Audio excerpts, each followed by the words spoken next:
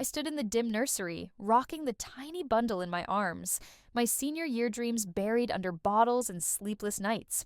I dropped out of school just months ago, all because my dad looked me in the eye and said, "Emily, you're the only one I can count on.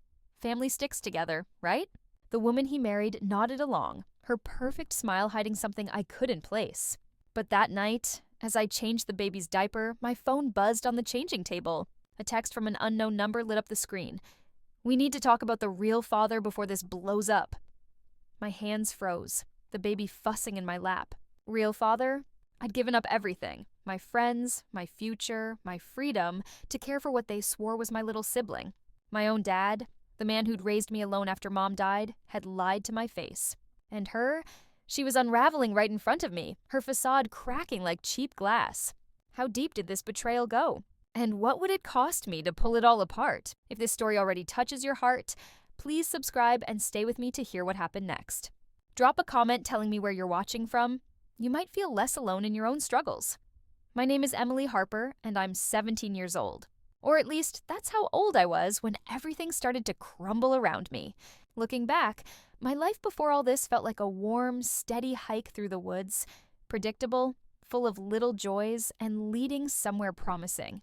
I grew up in this quiet suburban town on the edge of some rolling hills, the kind of place where everyone knows your name, but nobody really pries too deep. After Mom died in that car accident when I was 10, it was just me and Dad. He was my rock, you know? We'd hike together on weekends, talking about everything from school drama to my dreams of studying environmental science in college. I wanted to protect places like those trails we loved. Maybe work for a conservation group someday. Dad always said I had Mom's spirit. Fierce and kind, with a ponytail swinging as I led the way. School was my escape. I was in my senior year, captain of the hiking club, buried in AP classes and college applications. My best friend Mia was my partner in crime. We'd spend lunch periods in the courtyard, plotting our futures over peanut butter sandwiches. She was the one with the purple streaks in her hair and the tech skills that could hack a vending machine if she wanted. "Emily, you're going places," she'd say, punching my arm lightly. "Don't let anyone dim that fire." And then there was my part-time job at the local bookstore. Stacking shelves, recommending fantasy novels to kids, saving every penny for tuition. I had it all mapped out. Apply to state university, get a scholarship, maybe even study abroad one summer. Home was simple, but ours. Our house was this cozy 2-story with a big backyard where Dad and I planted veggies after Mom passed. He'd remarried about 2 years ago to Vanessa. She seemed nice at first, polished, always posting on social media about blended family bliss. She was a former marketing consultant, quit her job to focus on us, or so she said. Dad lit up around her. He said she made him feel young again. I tried to like her. We had family dinners where she'd ask about my day, compliment my auburn hair, but something always felt off, like her smiles never reached her eyes, those sharp blue ones that scanned the room like she was calculating. Still, I pushed it down. Family sticks together, right? That's what Dad always taught me. Grandma Lydia, Dad's mom, lived a few towns over. She'd visit with her silver bob and cardigans, baking cookies and sharing stories about Mom. "You're stronger than you know, Emily," she'd whisper, squeezing my hand. She saw the good in Dad, even when he got distant after the wedding. And Ms. Torres, my high school counselor, was like a quiet guide, always checking in, helping with essays. Life wasn't perfect, but it was mine. I felt responsible, like the glue holding us together since Mom. Little did I know, that sense of duty was about to be weaponized against me. It started subtly, those first hints that something was shifting. Vanessa started talking about expanding the family, her hand on her belly during dinners. Dad beamed, saying they'd been trying. I was excited, honestly, imagining a little sibling to teach hiking to, someone to share the backyard with. When she announced the pregnancy, the house buzzed. Showers, baby registries, all that. But as her due date approached, I noticed Dad looking tired, Vanessa more demanding. "Emily, could you pick up these groceries?" She'd ask sweetly, but her tone had an edge. I didn't mind. I was the big sister now. The baby arrived in late spring. Little Noah, with his tuft of blonde hair and tiny cries that echoed through the house, they brought him home, and suddenly everything revolved around him. Vanessa played the exhausted new mom to perfection, posting selfies with captions like "motherhood magic." Dad was over the moon, calling me from the hospital. "Emily, come meet your brother. He's perfect. I rushed over after my shift, holding him for the first time, feeling this rush of protectiveness. But even then, in the sterile hospital room, Vanessa's eyes flicked to me like I was an intruder. Things ramped up fast. Vanessa recovered slowly, claiming postpartum blues. Dad worked long hours at his construction job, so I stepped in more. Diaper runs, late-night feedings. I balanced it with school, but it was wearing. "You're a natural, Emily," Vanessa would say, her sleek blonde bob perfect even at 3 a.m. "We couldn't do this without you." Dad nodded along, grateful. I felt needed, important. But by summer's end, as senior year loomed, the asks turned into expectations. One evening, after a particularly rough day where Noah wouldn't stop crying, Dad sat me down in the living room. The air smelled like Vanessa's lavender candles, masking the baby formula scent. "Emily, honey," he started, his salt and pepper hair disheveled. "Vanessa's struggling. The baby's colicky and I can't take more time off. School. Maybe you could defer a semester? Help out full-time?" My stomach twisted. Defer? I'd been prepping for this year forever. SATs aced, applications half done. "Dad, I can't just drop out," I said, my voice small. Vanessa chimed in from the kitchen, her voice soft but insistent. "It's temporary, sweetie. Family first. Think of Noah." They both looked at me with those pleading eyes, Dad's tired blue ones mirroring my hazel. Guilt hit like a wave. Mom would want me to help, right? After all he'd done for me, I caved. Signed the withdrawal papers the next week, telling Mia over tears on the phone. "It's just until things settle," I lied to myself. The bookstore job went too much with feedings. Suddenly, I was live-in nanny. Dawn wake-ups, endless laundry, rocking Noah while Vanessa napped or scrolled Instagram. My hiking boots gathered dust. My college binder sat untouched in my room. The house felt smaller, the backyard overgrown. I'd catch Vanessa watching me sometimes. Her thin lips pursed like I was taking up space. Dad thanked me daily, but his hugs felt obligatory. "You're saving us, kiddo," he'd say, ruffling my ponytail. I smiled through it, but inside, resentment simmered. Was this my life now? Diapers instead of diplomas? Weeks blurred into a routine of isolation. No club meetings, no courtyard laughs with Mia. I'd text her snippets. "Noah's smile is worth it." But she saw through it. "This isn't you. Fight back," Grandma Lydia called once, her voice crackly. "Don't lose yourself, dear." But I brushed it off. Duty, remember? Yet, at night, staring at the nursery ceiling, I'd whisper to Noah, "We'll hike together someday." Little did I know. The biggest lie was just waiting to unravel. That's when my whole world fell apart, piece by shocking piece, starting with that one innocent shift in the nursery. It was a Thursday night, maybe around 10 p.m., the house quiet except for Noah's soft breathing. I'd been up since 5 a.m., my athletic frame aching from chasing him around the backyard earlier. Vanessa was out running errands, her yoga pants and flowy blouse swapped for something more put together, probably another influencer meetup. Dad was at a late site as usual. I was alone with the baby, as always, changing him on the table when my phone, propped up to play a lullaby playlist, buzzed. I glanced over, expecting Mia checking in, but it was an unknown number. "We need to talk about the real father before this blows up. Meet me tomorrow?" Jay. My heart skipped. Real father? I stared at the screen. Diaper halfway pinned, Noah gurgling obliviously. It had to be a wrong number, right? Some spam about Noah's pediatrician or something. But doubt gnawed. I'd overheard Vanessa on calls before, hushed tones in the bathroom. "It's fine. Just handle it." And Dad? He'd been so quick to marry her, so eager for this baby. Shaking it off, I deleted the text, finished the change, and rocked Noah to sleep. But sleep didn't come for me. I lay in my bed, the flannel pajamas twisted around me, replaying family moments. The pregnancy announcement. Had Dad ever confirmed a paternity test? No, it was all joy, no questions. The next morning, over breakfast, oatmeal for me, avocado toast for Vanessa. I couldn't hold it in. Noah was in his high chair, smearing banana, and Dad had just left for work. "Vanessa," I started, my voice steadier than I felt. "Got a weird text last night. About Noah's. Dad." Her fork paused midair, those blue eyes sharpening behind her oversized sunglasses. "What on earth are you talking about, Emily?" she said, her fake sweet voice pitching up. I showed her the deleted screenshot I'd recovered. Tech-savvy Mia had taught me that trick. She laughed, but it was brittle. Oh, honey, that's probably some crazy ex of mine stirring trouble. Ignore it. You're imagining things with all this stress. Gaslighting right from the start. But her hands trembled as she cleared the plates, her manicured nails clicking too loud. I let it drop. But the seed was planted. That afternoon, while Vanessa napped, Noah finally settled, I snuck into her office. It was off limits, her sanctuary, but curiosity burned. The room smelled like her expensive perfume, desk cluttered with marketing binders from her old job. Rifling through drawers, I found nothing at first, just baby photos, social media printouts. Then, buried under invoices, a manila envelope. My fingers shook as I opened it. Hospital records, ultrasound pics, and a paternity test result dated months ago. Negative. The baby's father wasn't Dad. It named some guy. J. Ramirez. Address in the city. My knees buckled.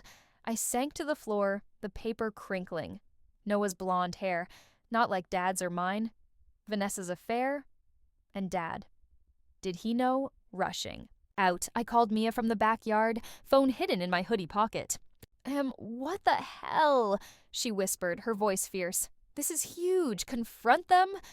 But fear choked me. Instead, I pocketed a copy, snapped on my phone, and acted normal. Dinner that night was torture. Dad came home exhausted, kissing Vanessa's cheek.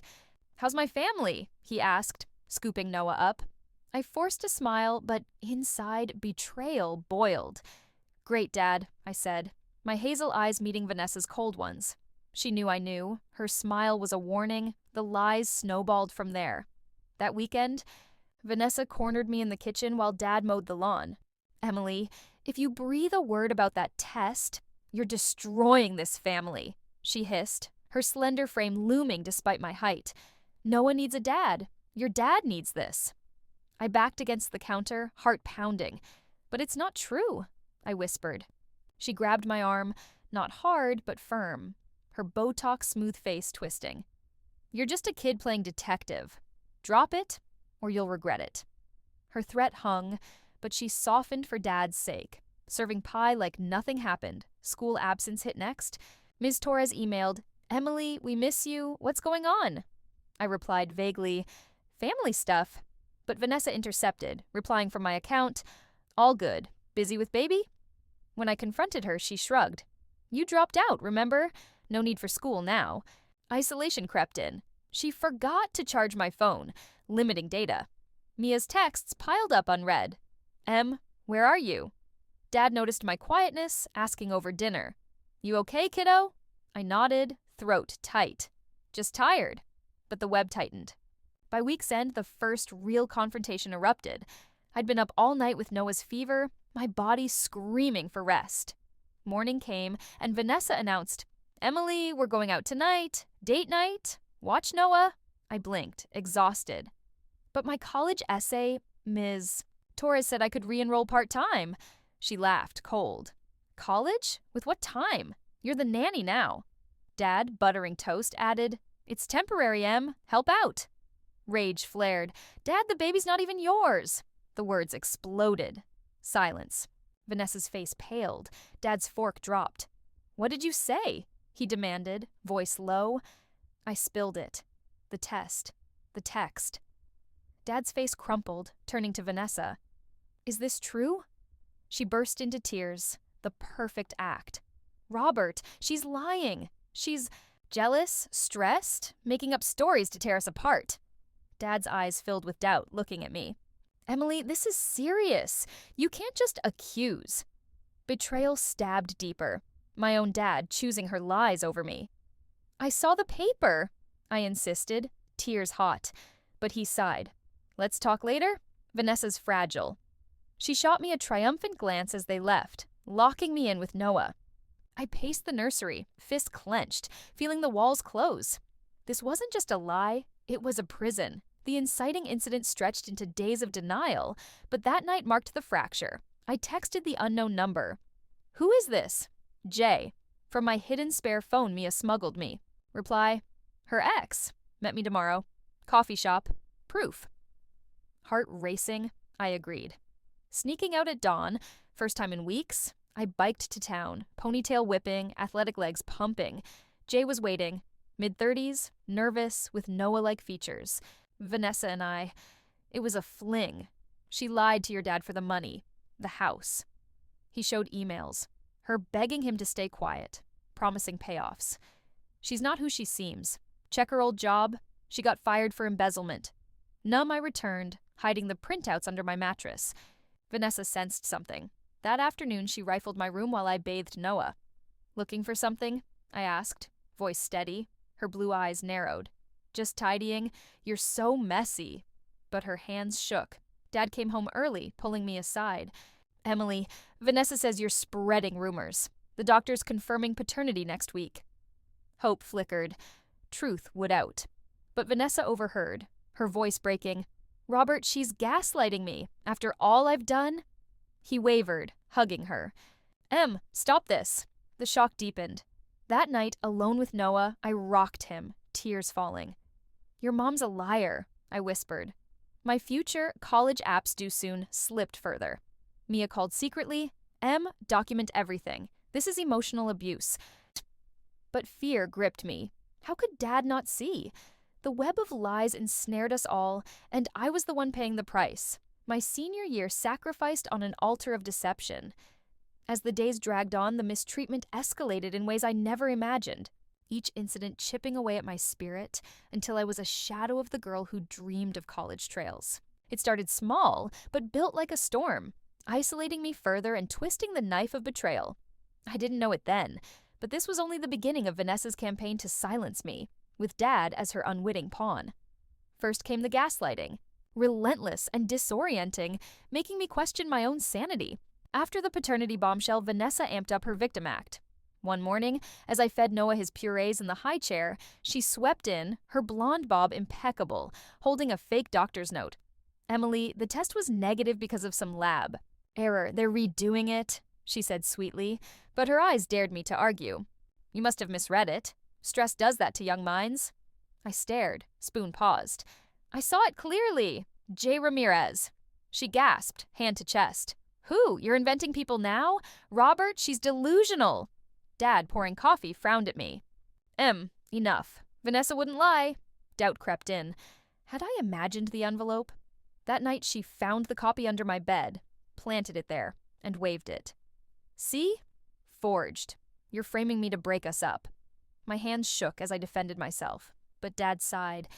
"Maybe take a break from Noah duties." It worked. I second-guessed every memory, lying awake, whispering, "Am I crazy?" Isolation followed swiftly, cutting me off from my lifelines like a noose tightening. Vanessa confiscated my main phone the next day, claiming screen time's bad for nannies.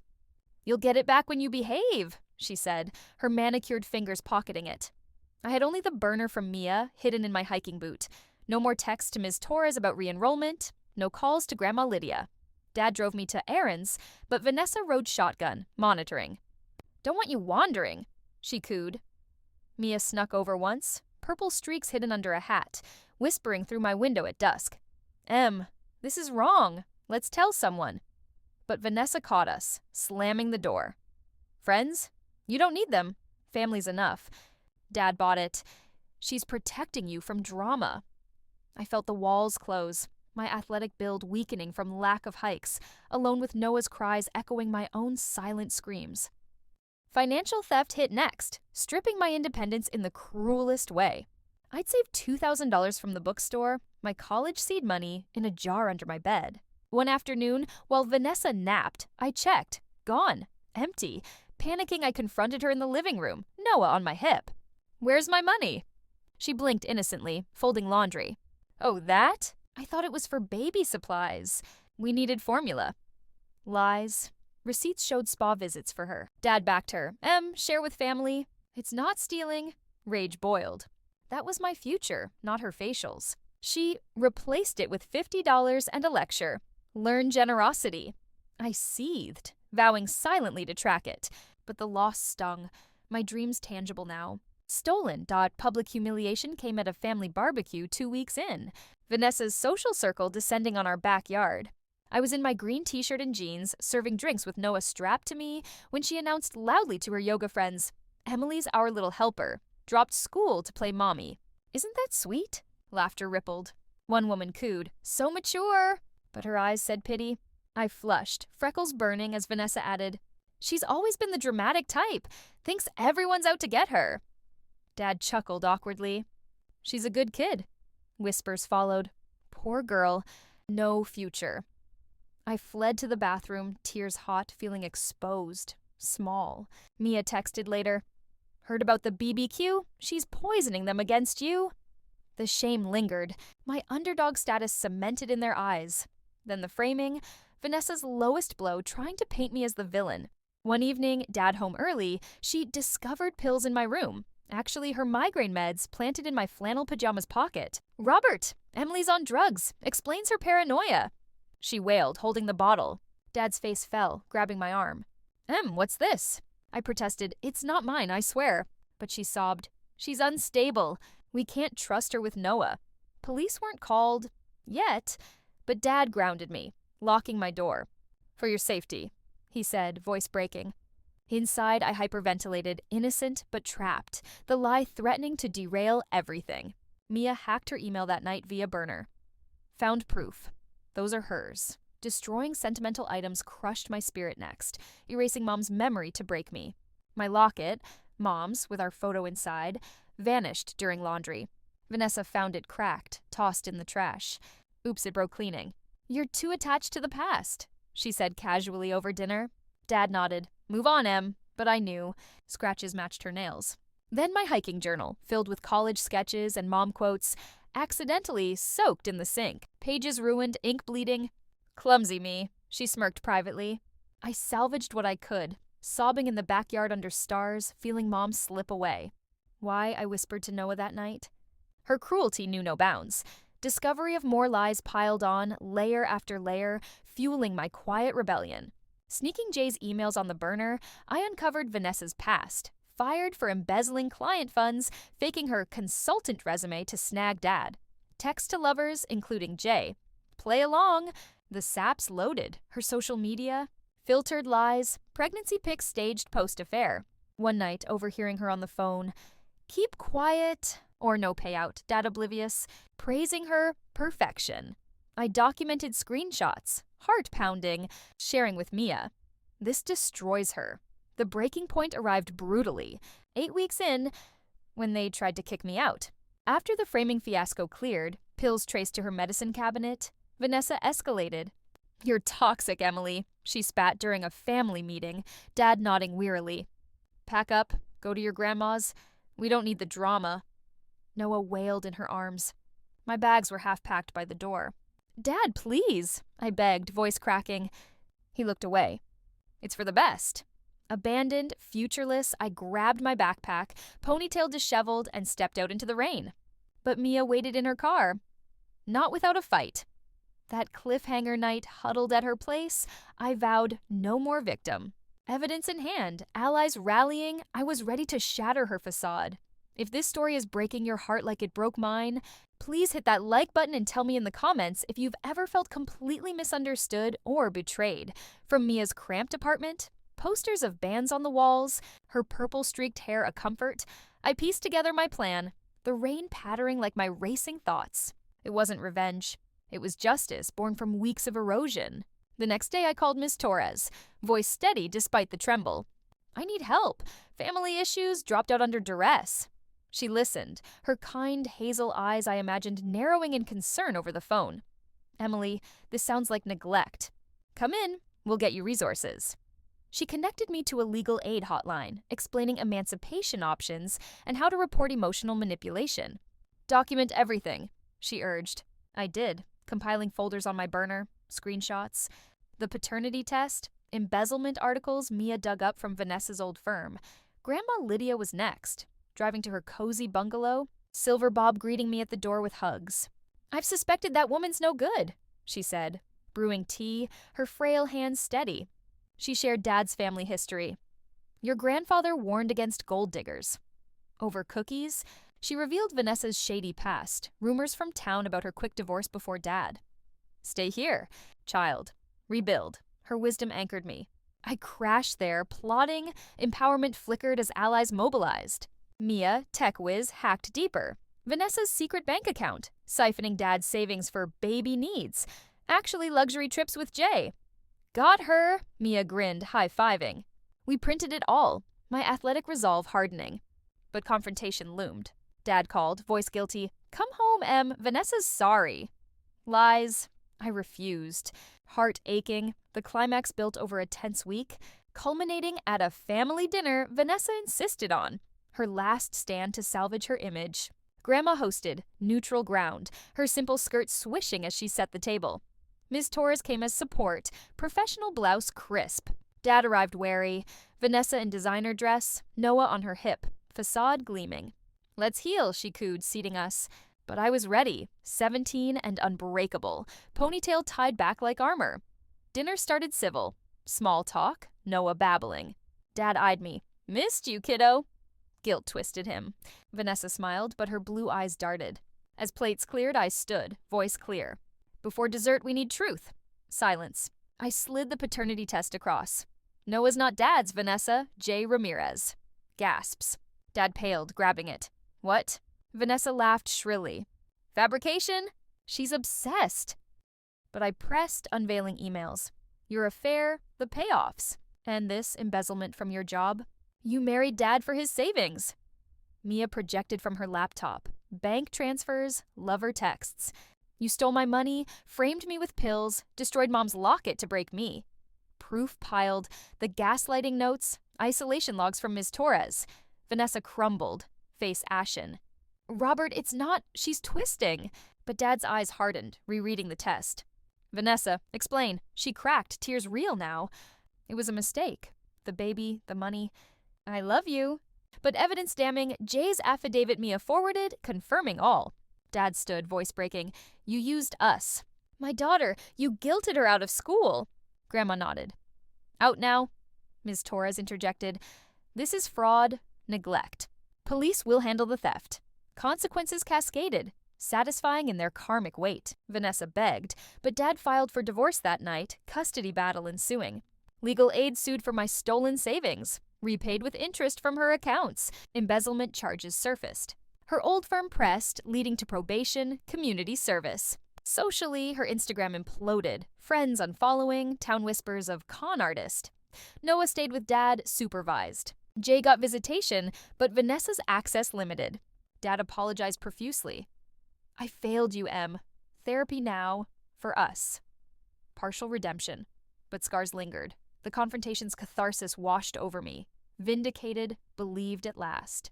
As Vanessa slunk out, facade shattered, I held Noah whispering, truth wins. Empowerment surged.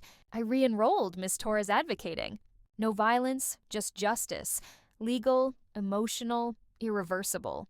Looking back now, I realize how deep the betrayal ran, but also how it forged me into someone unbreakable. That family dinner marked the end of my victim days. By fall, I was back in school, acing classes with Mia's notes and Ms. Torres' guidance. Dad and I rebuilt slowly. Hikes resumed. Therapy sessions where he owned his blindness. I was weak, Emily. Forgive? Partial, yes. Trust mended, but boundaries firm. Noah thrived with us, his giggles healing wounds. Grandma's house became my part-time haven, her wisdom a balm. You protected the family, dear, better than they did you. Vanessa's fallout was thorough. Divorce finalized, she moved to a dingy apartment, jobless. Her influencer life dust. Embezzlement plea meant restitution. My $2,000 returned, plus Dad's savings. Town shunned her. Jay exposed the affair publicly. Her secret's viral. Karmic justice. No prison, but isolation she inflicted on me. Dad cut ties, focusing on us. My new life bloomed. College acceptance letter arrived, full ride in environmental science, hiking club reinstated. I stood taller, 5'6", frame strong from renewed trails, auburn waves free. Lessons etched deep. Family isn't blood alone. It's those who believe you. Resilience earned through pain. Underestimate a teen at your peril. We see truths adults miss. Life isn't fair, I'd once thought, rocking Noah, now. But we make it right. Before you go, I want to hear from you. Where in the world are you watching this from? Drop your city or country in the comments below. And if this story touched your heart, please subscribe for more stories of strength and vindication. Have you ever experienced a family betrayal or had to fight to be believed? Share your thoughts in the comments. Looking back now, I understand that sometimes the people who are supposed to protect you are the ones you have to protect yourself from. But I also learned that it's never too late to find your own voice. Have you ever had to choose between your family and your own future? The stories shared on this channel are entirely fictional and created solely for entertainment purposes. We believe in supporting young people and treating all family members with love and respect. These stories are meant to inspire reflection on family relationships and the importance of compassion and truth. Any resemblance to real people, events, or families is purely coincidental and unintentional. These narratives carry no specific cultural, political, or religious implications.